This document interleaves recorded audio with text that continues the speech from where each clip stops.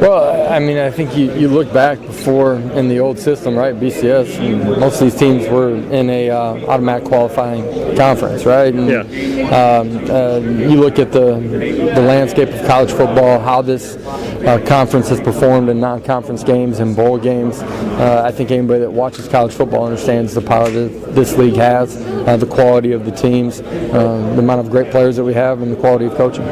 When you look at UCF and kind of your decision to go there, it was a team that was going through some turmoil, had some success under Scott Frost, obviously, and has had success under you. Just what you could say is so special about UCF and the importance of this team, not only in this conference but nationally. Yeah, I think 6 conference championships in 11 years, I believe, 3 New Year's Bowl games in 6 years. Those things are special. They don't just happen. Orlando, UCF is a special place. Knew that in going there, didn't understand truly the power of the brand of the university of the city until I got immersed in it. The ability to recruit within a 5.5-hour radius. Our coaches get in cars, drive off, and go scoop up a lot of great players. We have a phenomenal university. Our kids are graduating at a phenomenal clip. But their experience is unique too. The ability to compete championships, do it the right way, do it with their families around. And then you go into a game day setting. A year ago at this time, everyone talked about what college game day was like inside the bounce house. I didn't understand it. I'd coached in the Pac-12, Big 12, SEC. Thought I had seen some great venues. There's bigger places in college football, bigger stadiums. There's not any better game day environment than what happens inside the bounce house. And Danny White, just what he's done for the school and just the commitment from the athletic department for the facilities and for getting game day there and everything that you've had at UCF, just what you can say about the overall sense of the staff's commitment and the school's commitment. Yeah, one of the great things about my job is I get to work for a guy that believes in our players, believes in our program, and is going to go sell our brand nationally. He's a little passionate, right? Yeah, absolutely, right? Great energy, great passion, and for all the right reasons. Put a great product out there, and he's going to fight for that product all of the time and fight to make it right for our players. When I was in the interview process, talked about 5 projects that we're going to get done in the coming months. Almost all of them have happened. New nutrition center changed the way our players eat, changes what they get out of their weight room experience. Right, new game day locker room, completely done.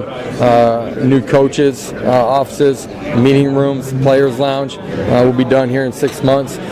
Recovery Cove, which is maybe the most unique thing in college sports, going to be a great game day setting as well. That will be done here in 12 months as well. So we are creating what I consider to be the most unique experience in college football. There's a lot of blue blood programs that were built basically 70 to 80 years ago, right, in the midst of the 30s, 40s, and 50s, becoming what they are. This is just the youngest story in college football, but make no doubt about it, that's what it will be.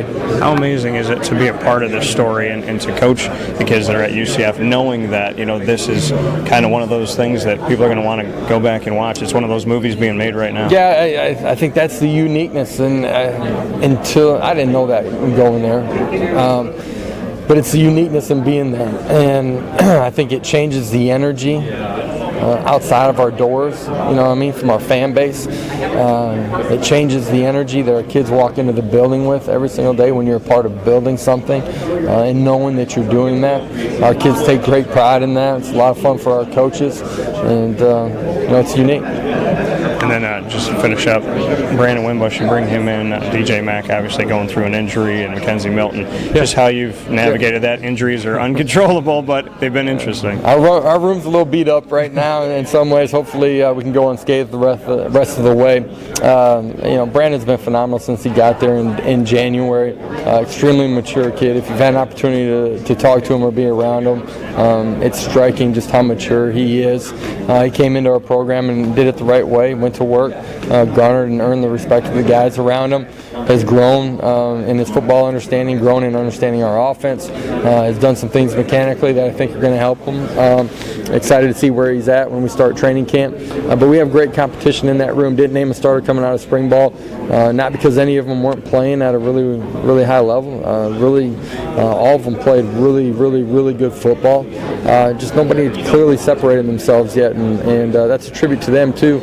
Usually there's a guy or two that in a quarterback derby kind of kick themselves out of the race because they don't play well and make the same mistakes twice. Excited about those young guys, seeing where they're at when we open up training camp, and we'll name a guy once somebody's clearly earned it. I think that's important at that position, that you prove that you're going to play consistently every single day, day in and day out, and you earn the respect of the guys around you.